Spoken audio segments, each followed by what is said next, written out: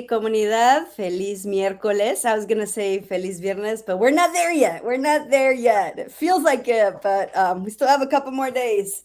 My name is Christy Moreno. I am representing Revolución Educativa. I'm the Community Advocacy and Impact Officer.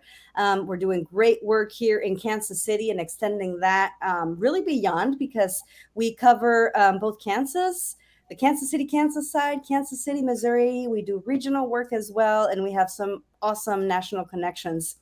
So this is RevvED Up. Today, I have a super special guest with us here, Valeria Espadas. Valeria is an Impacto Changemaker awardee. Just sharing again with you, back June 2nd, Revolución Educativa honored, awarded, recognized, and brought the community together to celebrate 25 change makers, Latino change makers in the Kansas City metropolitan area. All of these amazing people, boots on the grounds, community organizers, committed to not only empowering and elevating the voices of Latinos in our area, but really bringing forth change, right, in a collective manner. And so Valeria was one of our nominees, nominated by the community. And so we did recognize her, and this is part of the series where we are talking to our change makers and getting to know them, talking a little bit about their journeys and the work that they're doing right now. So bienvenida, Valeria, y muchas gracias por estar aquí. Gracias, Christy. Thank you for having me. I'm really excited to be here. So I'm excited to get into it and just kind of talk a little bit about community and community work and, our Latino community. I love what RevvED is all about, and the Latino Latinx Educating Collaborative. Yeah. Happy to be here. Wonderful. Well, let's get started and let's just jump right in. Tell us about where you grew up, and if you can follow that up by what was your educational experience growing up? What was it like for you being a student, wherever that might have happened? So let us know. Yeah, so it's always kind of a complicated question when people are like, so where are you from? Or are you from KC? So I moved here. I was born in El Paso, which is a border town right up to Texas and Juarez. My family is from Juarez. We came here when I was 8 or 9, I believe. I went through the North Kansas City School District, so Crestview Elementary, Eastgate Middle School, and graduated from Oak Park High School. Thanks to just being an athlete, I got really lucky that I was an athlete because on the scholar side, I wasn't so good, but luckily I was a good athlete, so that's how I was able to pursue higher education. I was the first one in my family to graduate from high school, and I remember that was kind of that was just a very important thing in my family that I didn't understand until much later. What it meant to my parents to have me go to college. That was a really big deal.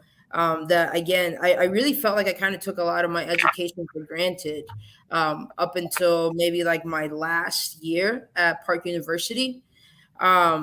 But if I go back to where when I first came here, I remember I was kind of I was one of the kids that always got pulled out of classrooms. I was always getting pulled out of classrooms, had to do tests, and they put me in this ESL room.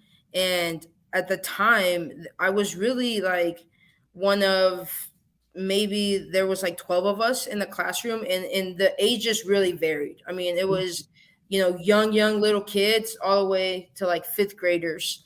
And I remember feeling like they didn't know what to do with us.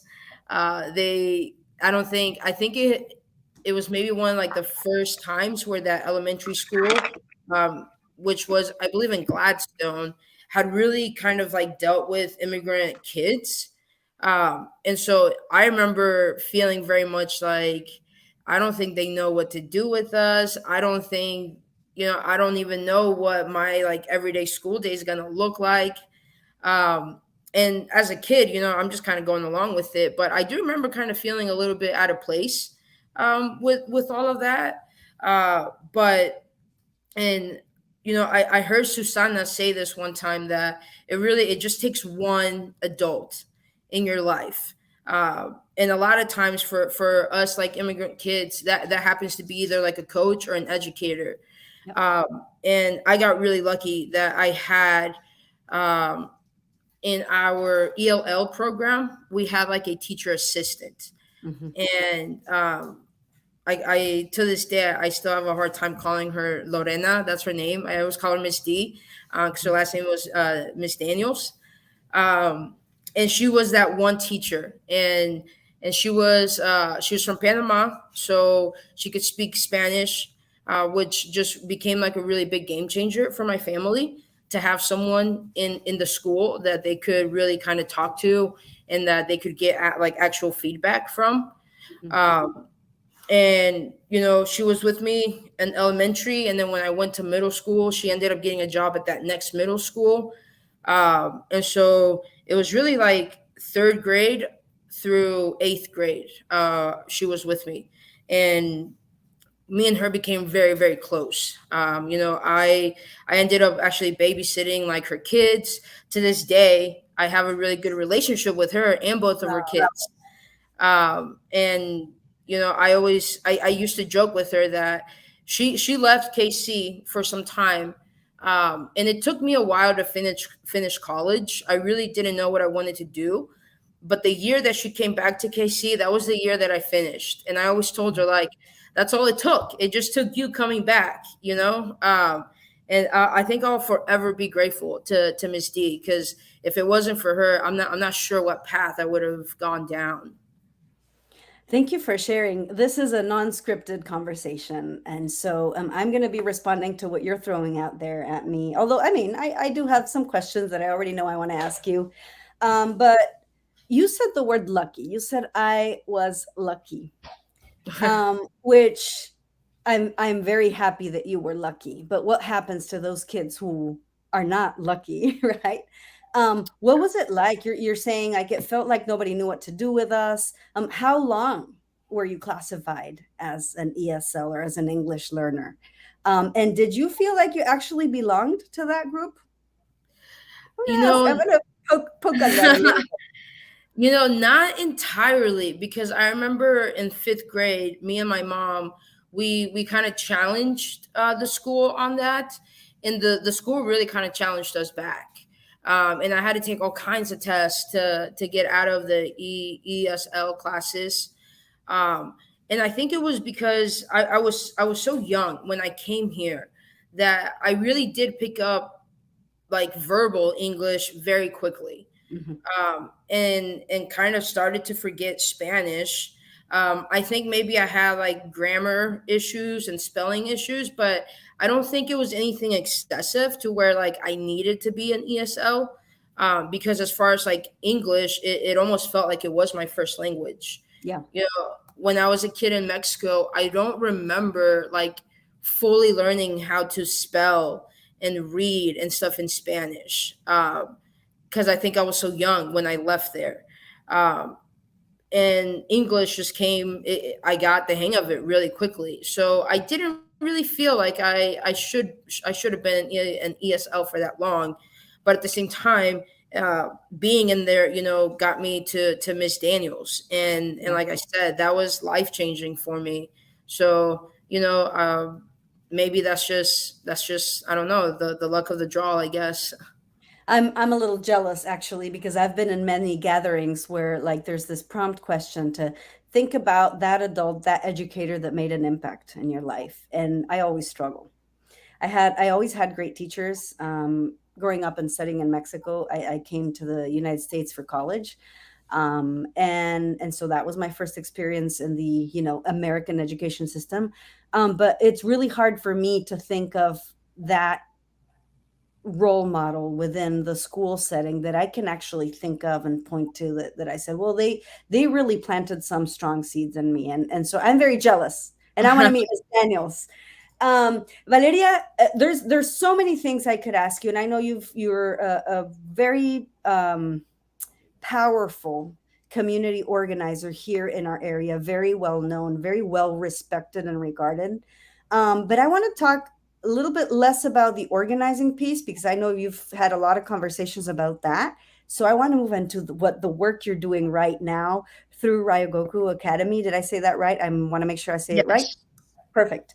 And what you're doing there, what your role is, what is that education framework like, and who are the children whose lives you're impacting through your work, through your story, and through the many talents that you have as an organizer, as an advocate, as an athlete. We'll talk about you being an athlete as well and the work you do there. But tell us about Raigoku Academy, and what's this? What is it?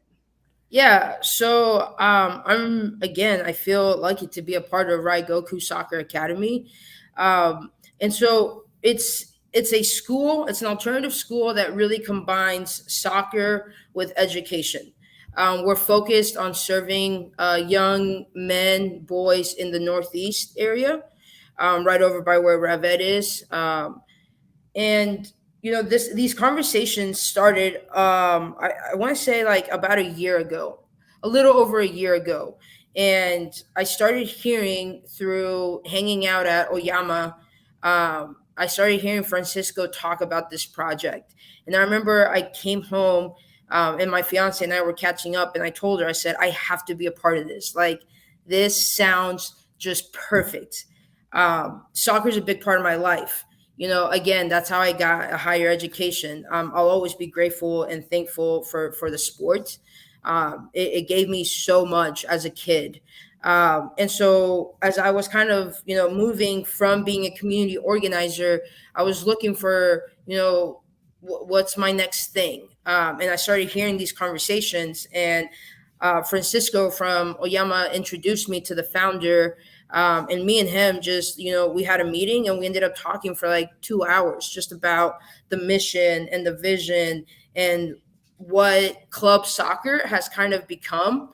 And KC is such a huge soccer city, but high level soccer and club soccer is so expensive. Parents have to pay, three, four, $5,000 so that their kid can play this sport. So that pay to play model, I think, is really damaging to the sport. It excludes a lot of immigrant kids, refugee kids, kids from just lower income families who are just as talented, if not more, but they don't have that. They don't have the access. Their parents can't afford to pay for that, or they can't afford to drive them to Overland Park, to Olathe for these training sessions. So it really came from a mission of like, we want Northeast to be like a soccer hub. And when some of the best teams come, we want them to go to Ninth and Van Brunt and play, and play our boys, play the Raigoku boys. And that mixed with the idea of like an alternative approach to education was another big deal. We tend to work with a lot of families and young men that maybe that traditional setting is just not working out for them. Whether it's, you could say behavioral issues, or they're just not good at sitting down for 8 hours, right? Again, these are young middle school boys, and they're very high energy. You got to constantly keep them engaged. So that's kind of, that's what we do. We try and create a path for them to get to higher education. And even if they want to play professional, we're lucky enough that we have that network with our technical director, who has experience overseas. He has experience leading youth like MLS clubs. So through his connections, we do have that pathway for our boys. So it's really all about kind of showing them the importance of community work, being engaged, being impactful in your community. Also that education piece, and how far a good education can take you. So yeah, that's kind of, if that sums it up, I guess the best way I can. That's That was beautiful. You painted the picture in a very beautiful way. And I smile because I've seen these kids in action, and I love it. yeah. a couple weeks ago, for those that don't know, RevvED and Raigoku and other community partners joined in support of climate justice through the work that Clean Air Now is doing. This is a climate justice, environmental justice organization led by Latinos here in Kansas City, in the metropolitan area. And we came together to show up. And so because I had been seeing the work that Raigoku Academy, Soccer Academy, and the kids were doing, very active, very hands-on, like project-based learning. I don't know if you call it this, but like really learning while engaging out in the community, looking at the issues that afflict us as a society, whether it's environmental or just societal things, right? I saw these kids in action and I said, we need to have them present and give speeches and talk about the work they're doing and how, as you know, as a youth, the climate injustices also impact them. And so I, talked to Beto and to Atenas, and I said, I know who we need to pull in to be in support and to show the community that, student voice and the power of our youth is very important. They are stakeholders in our communities, and so they need to be part of all these conversations. And so I got to see Ruben, right, that gave a speech, but it was really, I loved, just, it was not him, it was all of them. The team was there, the kids were there, full action, full energy, all in support of one another. And I just really appreciated the sense of belonging, the sense of community, and the sense of the camaraderie and like, we've got each other's back, and we're all learning together. And so tell us a little bit about the type of projects that you do with them. I see a lot of, posts on social media that shed some light on what's going on. But tell us, how much do they contribute to the curriculum, and what are some of the things that they're doing? Yeah, so it's really cool because I'm kind of new. I'm new to this idea of I think somebody called it like a democratic school, where the kids are super involved in creating the curriculum, in creating the guidelines and expectations, even like disciplinary. Like if someone, let's say, we had a kid that broke this like really old like flower vase that's in the church that we work out of, and so everyone kind of had to come up with what's the best way that he can kind of make that right with the church, and just kind of, quote unquote punishment. But so it's a mixture of a couple different things. So, our founder, Brad, he's a big believer in just like, you have to let the kid kind of show you his interest, and then it is our job as educators and staff members to plug in the states that like what the state kind of requires you to do. So each kid kind of has an individual school plan, but it all kind of, we still have to touch base on like the mathematics, the history, science, all that stuff. But like last year, the boys went on over 80 field trips. Wow. And which is a lot, right? It's a lot. I think most public schools, they do 3 or 4. I think 4 is kind of pushing it. But for us, it's really important that when we see that their kids are struggling to like really understand a subject or an idea, it's important for us to, okay, let's find somebody in the community that does this, and let's go out there. Let's take the boys there so that they can see it, they can feel it, they can be a part of it. So, so we partnered with a lot of like Missouri Organics. We partnered with Ripple Glass. We partnered with the soap, which is like a refill. They make all kinds of like hygiene products. We partnered with Jerusalem Farms over in Northeast. So it's really just, you got to take the boys out into the community, and they have to see what's going on there so that they can, because at the end of the year, they have to do a passion project, which is you have to identify an issue in your community and propose a solution. So for us, it's, you can't identify those issues in your community if you're not out there. if you're not, walking those streets, if you're not meeting those people that live in your neighborhood, if you don't meet the people that run your neighborhood association, any nonprofit that's in your community, you should know them. You should know the leaders of that nonprofit. And so we really try and just take the boys out of the classroom as much as possible, because we've also just learned that keeps them really engaged, that keeps them very interested in their education. We have parents that tell us their kids are like, they get up and they're excited to go to school. They're ready to go in the mornings, which is something that I never experienced as a kid. I was always dragging in the morning. I think I think a lot of parents struggle with, getting your kid out of bed and getting them ready.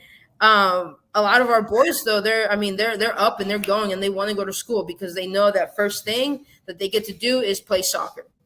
That's like a day to day is right in the morning. First thing, you go play soccer, you hang out with your friends, we have a good time. And then after that, you do a little bit of breathing work, meditation work, try and get them into that like learning headspace. And then we go into school, right? And then they're there for until about 3:30, and then you get a second practice. A big thing that we do right that we believe in at Raigoku is, um, once school and practice is over, that's your time to go be a kid. Go be a kid. Go spend time with your family. Give me just a second because my dogs are being crazy. I love it.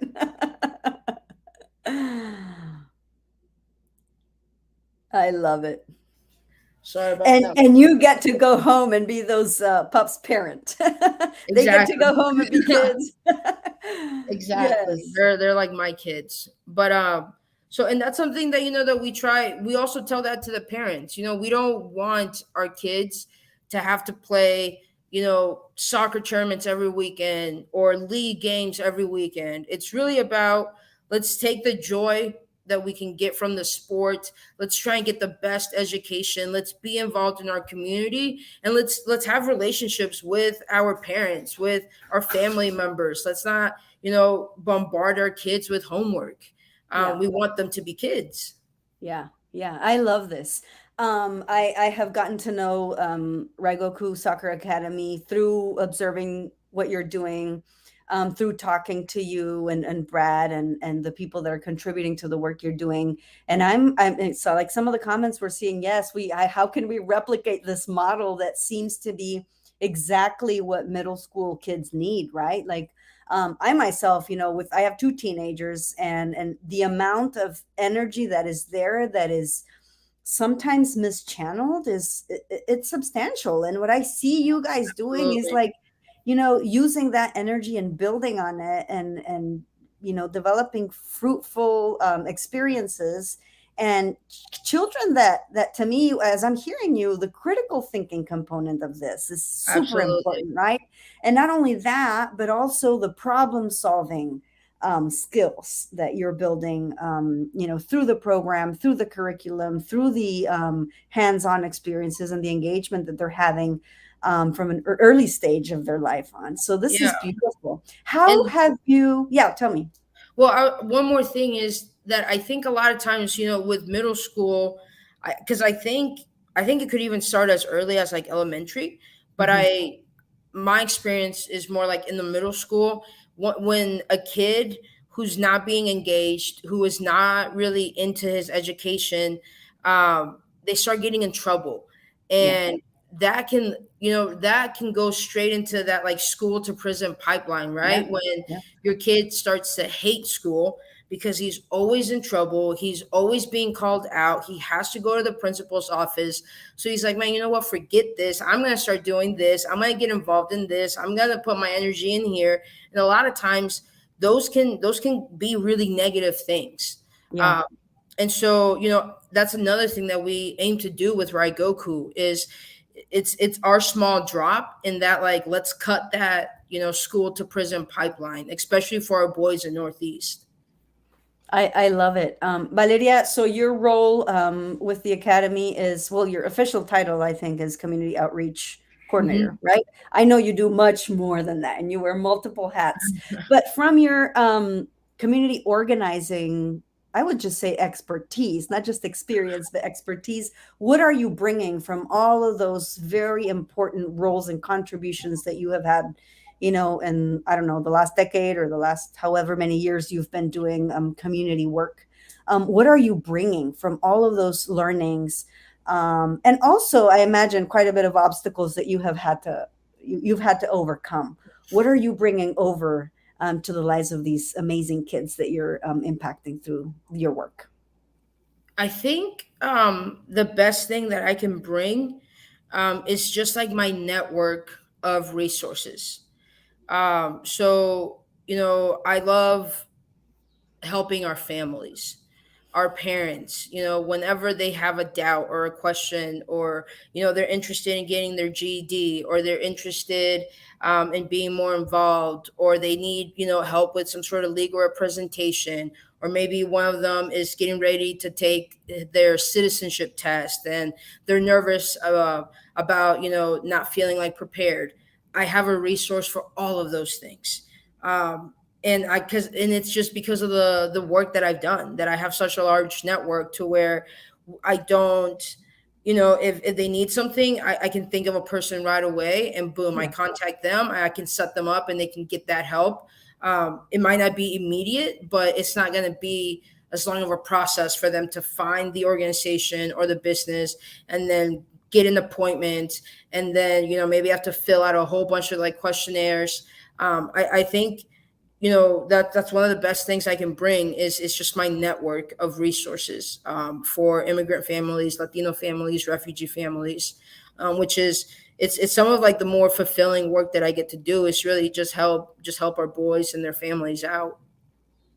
That's amazing. How are parents that are interested in learning more, that think that this might be the perfect fit for their children? How can they connect with Raigoku Soccer Academy? How does that process begin? And yeah, tell us a little bit about that. If say I want to, join and have my kid be one of your amazing scholars and athletes and community organizers, because that's what they're doing, right? Yeah. How does one have access to the Yeah, program? so I mean, we're on social media. You can follow our pages. You can send us a message. You can also go to our website. Um, if you literally just type in like into Google Raigoku Soccer Academy, we're gonna pop up. You can go to our website. Our contact info is right there. We're on Instagram as Raigoku Soccer Academy, Facebook. So yeah, any questions, concerns, information that you got that you think would be beneficial for us, contact us. Our social media is going to be, I think, the easiest and fastest way to do it. Yeah, and I love following, as I said, because I actually get to see what you're doing, and it's so exciting. Valeria, let's we're starting to wrap up here because we don't want to. We know you have a lot to do, and you have some rest to get probably too, because you're so active. Tell us about what it meant for you to not only be nominated but to receive an Impacto Award, and what does that mean for Latinos in Kansas City? Yeah, so I think my one of the best parts about being nominated, number one, that it was from, like you said, the community. I don't even really know who nominated me, but I was really just honored and thankful and grateful for it. I think the second best part was that whole group. I knew so many of those people. I've worked with so many of those people, and that's just, I don't know, that makes it all the better, right? Like when you get to celebrate with friends, with people that you've like kind of been in the trenches with. Carla, she was just on here from Air. Yeah, I'm wearing my Air shirt right now. awesome. Me and her, we go way back when it comes to fighting for pro immigrant policy on the Kansas side. So being able to kind of like share that space with Celia Rus, is that Ruiz. Ruiz. Ruiz? Yeah. She's someone that is, I mean, I can't even believe that we got the same award. She seems so far ahead of me in the work that she's done. Beto, again, like so many people that got this award. I was just, it was just like, I was just honored to be kind of in that same space. Yeah. I think as far as what it could mean for the Latino community, I think it's just like for them to see like you're like we're here, there's a big group of us and we're all involved in this community work. You know, if you want to be involved, if you have questions, there's a really big network, and I think RevvED is doing an amazing job at kind of, you know, cultivating that even more. So I think it's just kind of like, you know, having that visual, being able to see, you know, I think there was what, 20 of us. 25, yeah, 25. You got 25 that were actually awarded, but nominees, we had many more. But yeah, I mean, you got 25 Latino leaders, you know, in KC, and I think that speaks for itself. That's impactful. I mean, you know, we're here and we're fighting for a community. We're making differences. So I think it's exciting. It's an exciting time, to be in this work. it is an exciting time. And one of the things that we all talked about and sort of like made a pledge, right, was that all of us are either, you know, leading efforts or leading educational opportunities or leading organizations that are really, you know, advocating for change and for the betterment of all.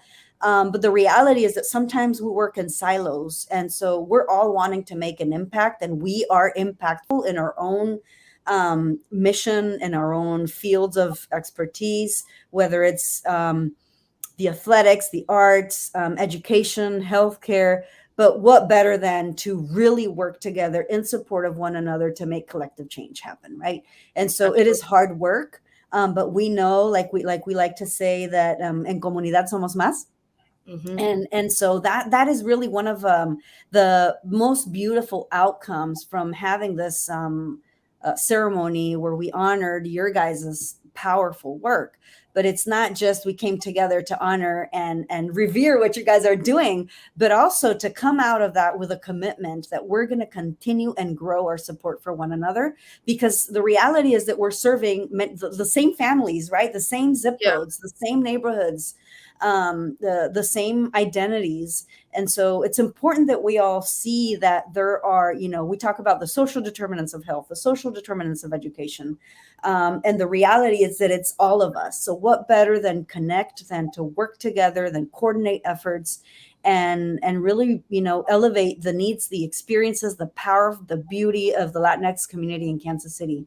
And so I want to say thank you very much, because the life that you're leading is really, you know, carving the path, a beautiful path for those kids, for their families, for everyone that's watching you, and the leaders of Raigoku Soccer Academy, because you might think that you're small, but you're mighty. You guys are mighty, and you're doing very powerful work, and many eyes are on you, and it is just very inspiring to see people like you joining the education world, because we need a lot of you. How can we replicate Valeria? That's all I want to say. So Valeria, thank you so much for joining us tonight. It's been a pleasure chatting with you. Every time I talk to you, I try to get more out of, like, you know, you're this role model for so many organizers, for so many advocates and activists. And the more we get to know you, the more ideas we have of, like, how can we be as impactful, as authentic, and as grounded as you are. And so we'll be following you. We'll be following your work. And as always, thank you so much for joining RevvED's efforts and for being such an active member of the Latino community here in our KC metropolitan area. Thank you. If I can just say like one more thing, because this is something that it kind of keeps ringing true, as I'm continuing this path of nonprofit work. For a long time, it felt like I really kind of pushed away my culture and my language. And I think within the last 2 years, I've really made it an effort to introduce myself as Valeria. I used to introduce myself as Valerie. You know, I used to, you know, I to this day sometimes I just tell people to call me Val because it's easier for them. Um, but it really felt like for me when I started kind of going back to my roots and back to my culture, that's when the like things just like fell in place. Like Mhm. doors started opening for me.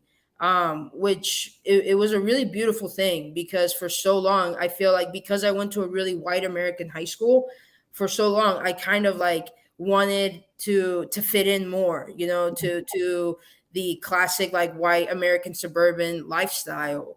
And that ultimately kind of left me pretty lost after college, not really knowing where to go, what to do, where I even wanted to go. Um, and I'll always be grateful and thankful for my first organizing job with El Centro, Mhm. because it was like I was like thrown right back into my culture. Wow. My language, even like being able to speak Spanish, just like went through the roof. I was back to reading it, writing it, translating it, all these things. And like I said, it's like the closer I got back into my culture, the more things just fell in line for me. So, and that kind of keeps ringing true as I'm continuing through this path. So that's something that I want, anyone that's younger than me and that's kind of going through that, like, I'm not Mexican enough, I'm not American enough, I'm in the middle, I don't know, like, um really lean into who you like authentically really are, Yeah. because that's like that sort of empowerment. It just shines through, and I think it draws people in. So yeah, I think that's really the last thing I wanted to say, and I'm so thankful for you and for Edgar and Susana, and just RevvED and like the space. I go in there and I use the space, It's which your home. It's your home, and everybody else's too. yeah, and I'm really thankful and grateful for that as well. So thank you so much for having me. This went by Absolutely. really fast. Absolutely. I know. I know. Now I want to say more after what you shared, but I think we're going to have a part two because I want to be respectful of your evening and your time with family.